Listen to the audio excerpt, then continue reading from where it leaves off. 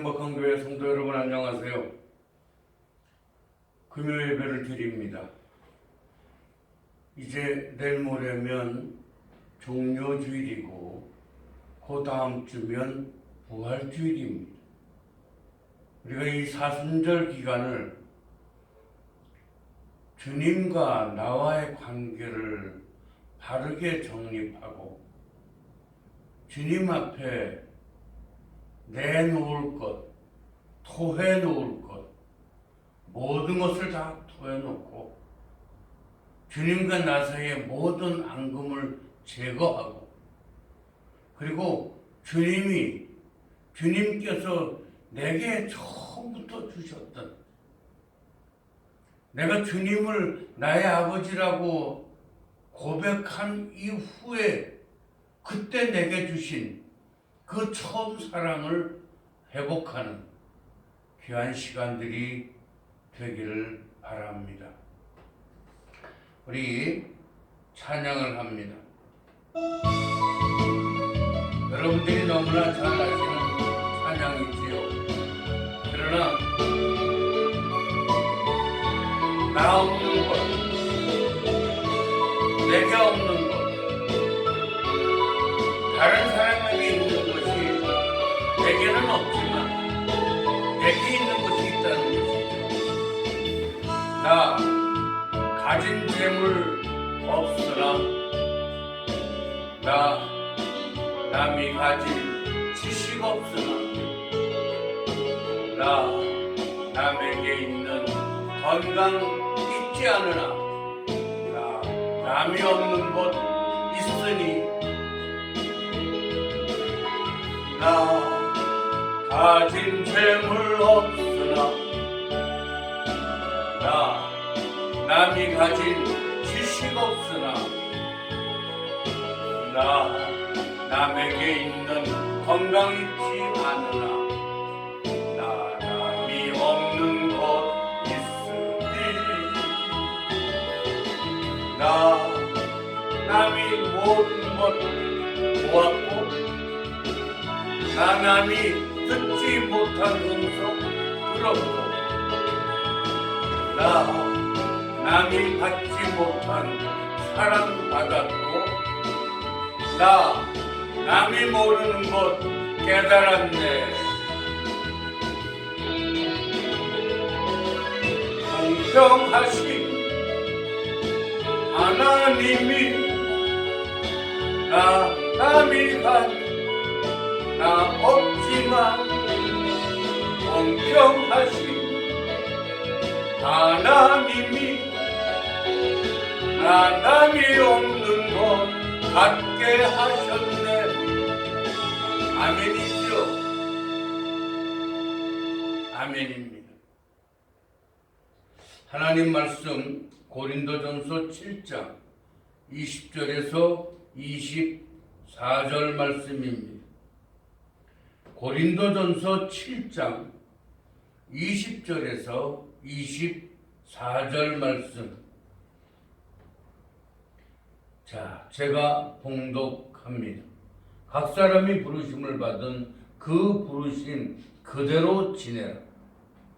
내가 종으로 있을 때 부르심을 받았느냐 염려하지 말라.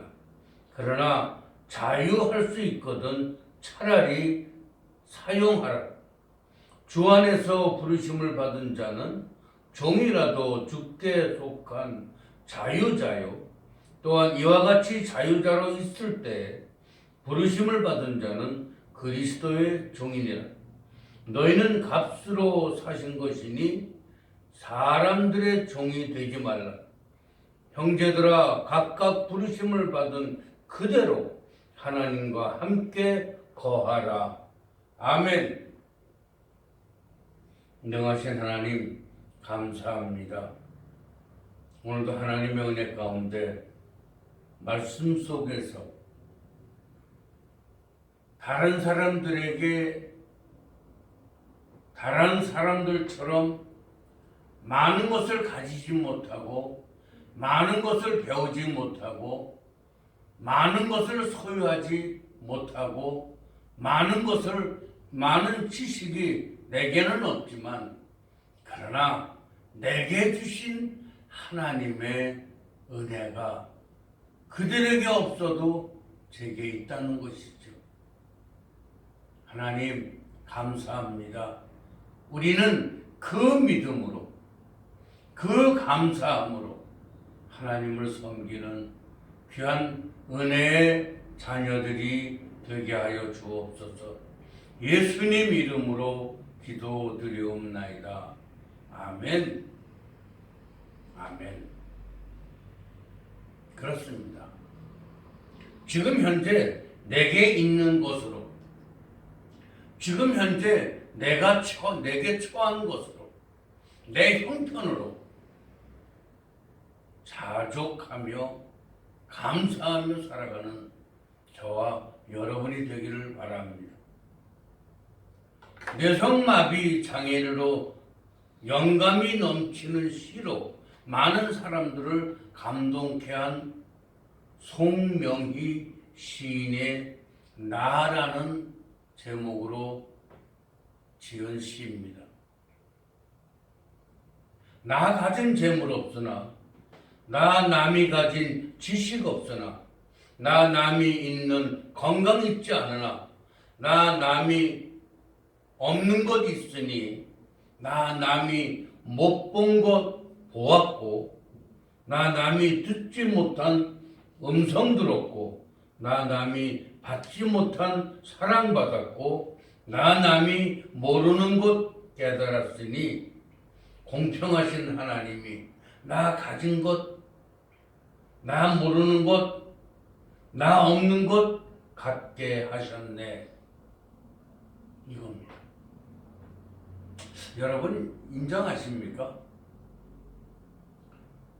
장애인으로서, 뇌성마비를 가진 장애인으로서 남이 가지고 있는 많은 재물도, 많은 지식도, 많은 그 건강마저 없는 모든 것이 될 불충분한 나 자신의 삶을 그대로 고백하고 있는 것입니다.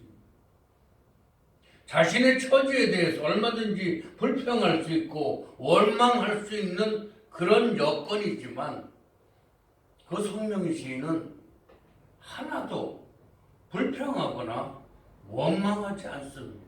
도리어 감사하면서 삽니다. 다른 모든 사람들이 건강하고 모든 사람이 가진 재물이 있고 모든 사람이 가진 지식이 있으나, 그러나 나는 앞도 못 보지만 그래 못 보는 내게 하나님이 주신 것이 있다는 것이죠. 여러분들이 느끼지 못한 건 내가 느끼게 했고, 여러분들이 깨닫지 못한 것 내가 깨닫게 하셨고, 여러분들이 보지 못하던 것을 나는 볼 수 있게 해주셨다는 것. 얼마나 감사합니다. 그 상황 속에서도, 그 어려운 뇌성마비 장애인 그 삶 속에서도, 그는 보지도 못하면서도 그는 그 속에서 감사가 있다는 것이죠. 저는 그런 것이 너무나 가슴에 와 닿습니다. 여러분도 마찬가지일 겁니다. 아유 지저분해, 아유 냄새나, 저 집에 가면 장애인이기 때문에 그래. 전 그렇게 생각하는 사람이 과연 그리스도인일까요? 물론 각 사람마다 받은 은혜가 다 다르지만 기본적으로 그리스도인이라면 이웃을 사랑하라는 것이죠. 그들을 사랑한다면 그 냄새도 안 나고 그 지저분한 것이 지저분하게 보이질 않습니다. 보여도 내가 그것을 치우면 되죠.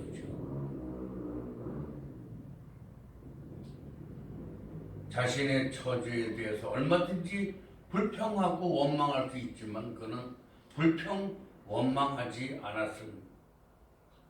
영적인 체험을 하도록 했다고 감사하고 있는 그입니다. 여러분, 그게 얼마나 감사합니까? 너는 보지 못했지? 나는 봤어. 얼마나 감사할까요?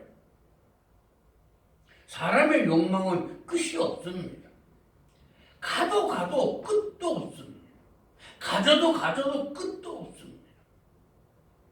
요번에 조금은 다를 수도 있겠지만 러시아의 푸틴 대통령, 여러분, 우크라이나는 한 나라를 왜 점령하는지 아십니까? 자기 나라에 이익이 있으니까 점령하겠죠. 나라를 부강하게 한다는 명제가 있겠죠.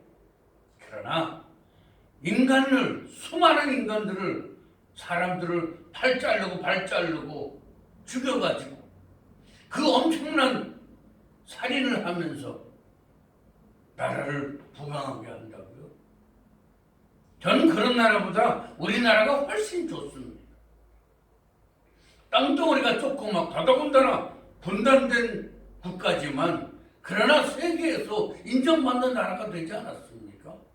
이게 훨씬 더 자랑스럽고 이게 훨씬 더 하나님 앞에 떳떳하지 않을까요? 하나 더 가지고 한 땅 더 가지면 뭐가 더 다릅니까? 4끼 먹습니까? 10끼 먹습니까? 더 좋은 곳이요? 얼마나 더 좋은 곳 있어요? 우리나라 사람들 보세요. 지금요, 버리는 음식물이 엄청나게 나옵니다. 왜 그럴까요? 우리 옛날에 보릿고개 하셨던 분들 한번 생각해 보세요. 쌀 한 톨, 그거 긁어 먹느라고요, 흰쌀밥 먹느라고요, 얼마나 애썼습니까? 그러면서도 여러분, 얼마나 좋아하면서 기뻐하면서 쌀 한 톨 먹으면 좋아가지고 1년에 한 번, 2번. 지금의 젊은 사람들은 느끼지 못할지 모르지만 저희들은 그런 보릿고개도 또 전쟁의 아픔도 겪었습니다.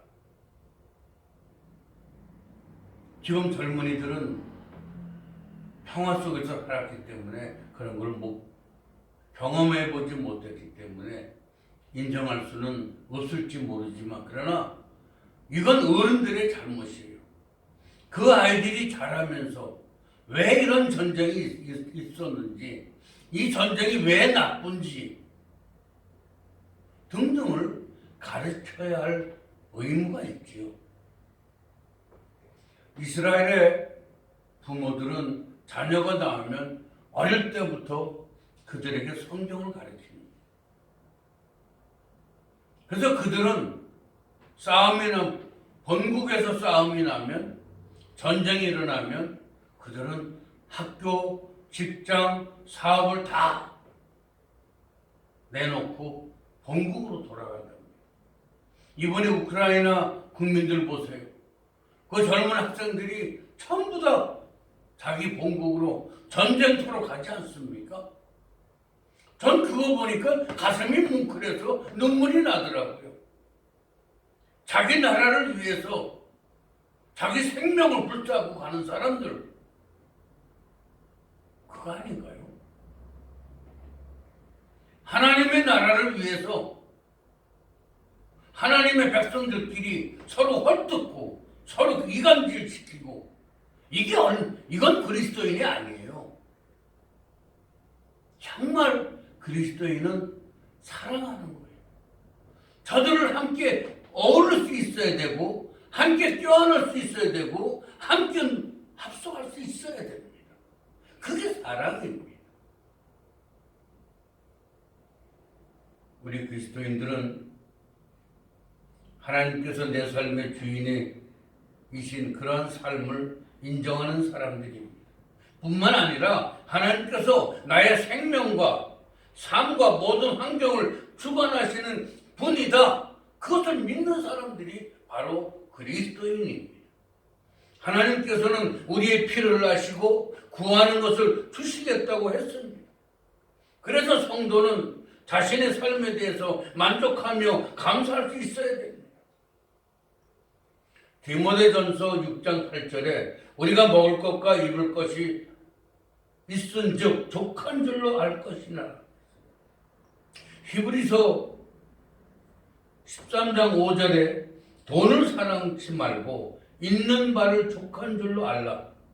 그가 친히 말씀하시기를 내가 과연 너희를 버리지 아니하고 과연 너희를 떠나지 아니하리라 하셨느니라. 여러분, 다윗이 우리아의 아내 밧세바를 자기 아내 삼으려고 충실한 부하를 우리아를 전쟁터에서 고의로 죽게 했어요. 그랬더니 하나님께서 나단 선지자를 통해서 책망하잖아요. 그러니까 다윗이 바로 잘못했다고 그러잖아요. 왜 여러분 그때 하나님께서 그런 책망할 때 뭡니까? 그게 바로 그리스도인은 사랑이라는 두 글자를 갖지 아니하면 그리스도인의 온전한 출발이 되지는 않아요. 정말 진실로 사랑할 수 있어야 돼요. 껴안을 수 있어야 돼요. 같이 함께 할 수 있어야 돼요.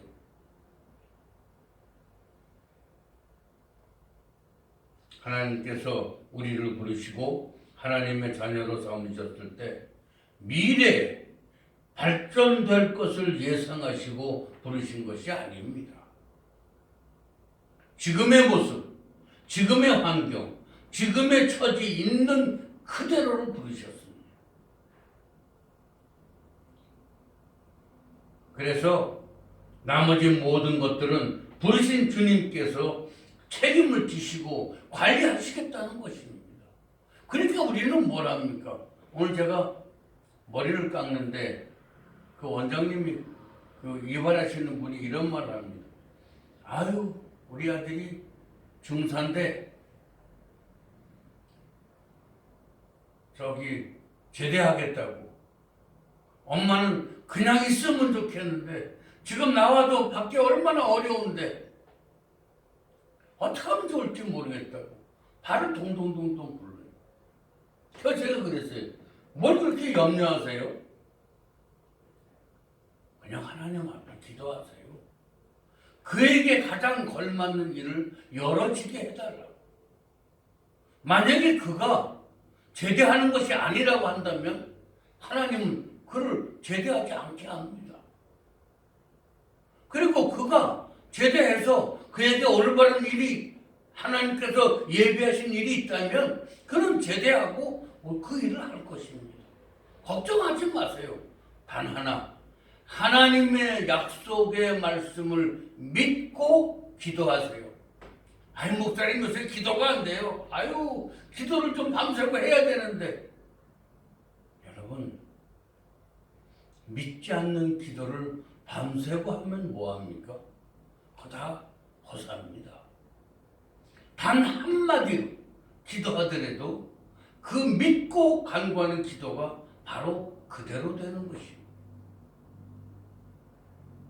그래서 주님의 부르심에 대한 성도의 자세를 오늘 제가 몇 가지 말씀드리고 말씀을 마치겠습니다.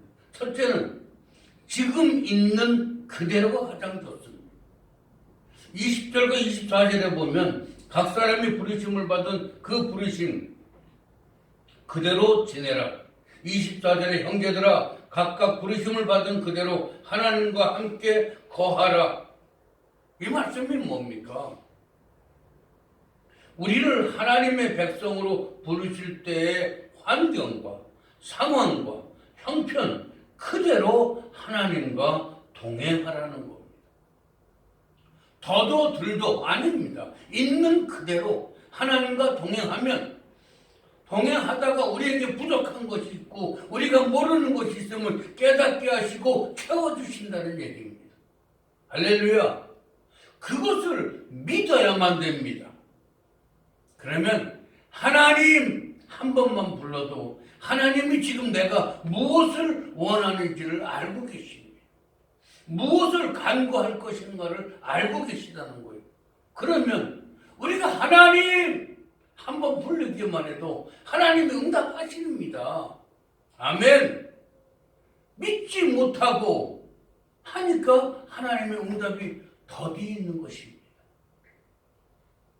그래서 하나님께서 우리를 부르실 때에는 목적을 두고 부르셨습니다. 첫째는 하나님의 영광을 찬미하게 하시려는 목적이 있습니다. 이사야 43장 21절에 보면 이 백성은 내가 나를 위하여 지었나니 나의 찬송을 부르게 하려 함이니라 그랬어요. 할렐루야. 그런데 성도들 가운데는 아직 잘못된 목표를 가지고 있음을 봅니다. 세상에서 살아가는 삶의 본래 목적이 되고 하나님을 섬기는 신앙이 이런 부수적인 것으로 생각합니다. 이게 바뀌어야 됩니다. 하나님과 함께하는 것이 나의 목적입니다. 그 생활입니다. 근데 우리는 내가 생각하는 대로, 내가 원하는 대로 막 가면서 하나님 따라오세요. 하나님 도와주세요. 하나님 이거 없어요. 집어넣어주세요. 채워주세요. 아닙니다. 우리가 너무나 당연한 것을 우리는 잊고 삽니다. 그걸 버리세요. 하나님이 채워주십니다. 기도하세요. 하나님이 뜻에 합하면 채워주십니다. 세워주십니다. 그래서 앞으로 제가 할 일이 뭡니까? 내가 목회를 해라. 아멘. 그리고 목회만 하면 돼요. 아니 아무것도 없는데요. 하나님은 필요에 의해서 채워주시죠. 할렐루야. 혹시 여러분은 자신을 향하신 하나님의 뜻을 알면서도 세상적인 삶의 핑계로 순종을 미루거나 거절하십니까? 거절한 적 없으신가요? 모세가 그랬어요. 하나님이 모세야 이제 내가 이스라엘 백성들을 애굽에서 출애굽시켜라. 나는 못해요. 그랬지 않았습니까? 나는 말이 어눌해요. 그랬더니 뭐라 그랬습니까? 내 형 아론을 세워놨다. 남냐하지 마라. 내게 능력이 없는데요. 내 손에 있는 게 뭐냐? 지팡이입니다. 그것이 바로 하나님의 능력이라는 것이에요. 두 번째, 지금 주어진 것으로 일하세요. 지금 현재 여러분에게 열려진 것으로 일하세요. 그러면 됩니다. 하나님의 자녀는 큰 일을 해야 되고 큰 일을 해야 되고 뭔가 많은 사람들의 주목받는 일을 해야 되고 아닙니다. 지금 여러분이 있는 그 자리가 여러분에게 최선을 다하면 하나님은 그 자리에서 필요한 것으로 채워주십니다. 그 자리가 아니면 다른 데로 옮겨주실 것이고 더 좋은 자리 있으면 더 좋은 자리 가게 하실 것이고 더 높은 자리 가야 되면 더 높은 자리 가야 됩니다. 그건 하나님이 하시는 겁니다. 그러니까 맡기세요. 그래서 17절을 보면 오직 주께서 각 사람에게 나눠주신 대로 하나님이 각 사람을 부르신 그대로 행하라. 내가 모든 교회에서 이와 같이 명하노라. 성도들에게 주어진 목적을 위해서 각자에게 주신 은사와도 연관이 있습니다. 우리가 하나님의 뜻을 따라 순종할 때 또 일할 때 각자에게 주어진 은사를 사용해야 됩니다. 그것이 어떤 은사든 하나님이 내게 주신 은사를 잘 사용해야 됩니다. 그게 순종하는 자의 모습입니다. 하나님께서는 성도 각자에게 주신 목적을 따라서 각각 은사를 주셨습니다. 그렇기 때문에 자신의 은사가 무엇인지를 알면 자신을 향하신 하나님의 뜻과 목적을 찾을 수 있습니다. 하나님이 내게 사랑의 은사를 주셨으면 그냥 모든 것을 사랑하면 됩니다. 사랑하다가 잘못되면 부딪히고 잘못되면 이상하게 되고 잘못되면 무엇인지 우리가 그렇게 될 수 있잖아요. 그러나 그것 자체도 하나님이 사랑하라고 했으면 사랑하면 됩니다. 나 그럼 손해보는 건 나 어떻게 해요? 그건 하나님이 책임지시는 것이죠. 아멘. 성경 한 두 곳을 보지요. 고린도후서 8장 12절에 할 마음만 있으면 있는 대로 받을 터이요 없는 것을 받지 아니하시리라. 누가복음 12장 48절에 보면 알지 못하고 맞을 일을 행한 종은 적게 맞으리라. 무릇 많이 받은 자에게는 많이 찾을 것이요 많이 맡은 자에게는 많이 달라 할 것이니라. 아멘. 할렐루야. 이것이 하나님의 심판의 원리이기도 합니다. 곧 심은 대로 거둔다는 하나님의 법칙입니다. 그래서 저는 하나님께서는 성도에게 주신 목적을 위해서 은사를 주셨다. 내게 주신 은사, 그게 뭔지는 여러분이 각자가 알아야 돼. 그렇게 하면 그 각자가 어떤 때는 은사를 깨닫게 하십니다. 모르면 알게 해주세요. 하나님 저 은사가 뭔지 가르쳐주세요. 그럼 기도하세요. 그냥 허심탄회하게 순수하게 기도하세요. 그럼 하나님이 다 가르쳐주십니다. 어느 가난한 사람이 많은 학교에 여선생이 부임을 했습니다. 그런데 아이들이 열악한 환경과 그런 어려운 처지로 인해서 자신감도 없고 자신의 소중함조차도 알지 못하는 것을 깨달았어요. 선생님이 여러모로 궁리하다가 한 가지 일을 기억합니다. 어느 날 선생님은 학생을 차례로 불러서 파란 리본을 달아주었습니다. 그 리본에는 당신은 내게 특별한 존재입니다. 그 리본에는 당신은 내게 특별한 존재입니다 라고 글씨가 써 있었는데 며칠 후에 선생님은 파란 리본을 3개를 나누어 주면서 자기가 가장 소중하게 생각하는 사람에게 그 리본을 달아주라. 그러니까 근데 이번에 당신은 내게 가장 소중한 사람이라는 것을 그 리본을 딱 달고 나니까 마음이 뿌듯해지는 거예요. 내가 선생님한테 아주 소중한 사람이구나. 그렇게 받았습니다. 그렇게 보고 있다가 얼마 후에 아이들의 경험을 보고받다가 놀라운 일을 하나 발견했어요. 한 학생이 리본을 3개를 받아들고는 자기의 특별한 사람이 누군가 생각하다가 언젠가 자기에게 등록금을 주신 회사 부사장님이 있었어요. 그 부사장님을 찾아가서 부사장님한테 리본을 달아드려요. 당신은 내게 소중한 사람이에요. 그때 부사장님이 그걸 리본을 2개를 받아가지고 하나는 달아줬고 그래서 그 하나를 어떻게 하면 좋을까 그러다가 자기 사장님한테 가서 부사장이니까 사장님들은 리본을 달아줘요. 사장이 딱 보고는 별로 이렇게 사랑도 하는 것 같지도 않은데 저 사람이 날 정말 사랑했나 보구나. 고맙네. 그래서 사장님이 그 파란 리본을 사장님한테 달아드렸더니 사원들 사이에 가장 인기 있는 사장은 아니었지만 부사장은 사장에게 리본을 달아주면서 유능하고 천재적인 사장이다. 이렇게 칭찬을 했답니다. 사장은 부사장이 자기를 별로 좋아하지 않는다고 생각했는데 그 리본 덕분에 기분이 좋아졌어요. 그래서 부사장의 감사를 표하고는 하나의 리본을 누구에게 달아줄까 생각하다가 자기 아들 생각이 났다. 왜? 회사를 하다 보니까 아들에게 자녀들에게 등한시했어요. 오로지 회사만 쳐다봤어요.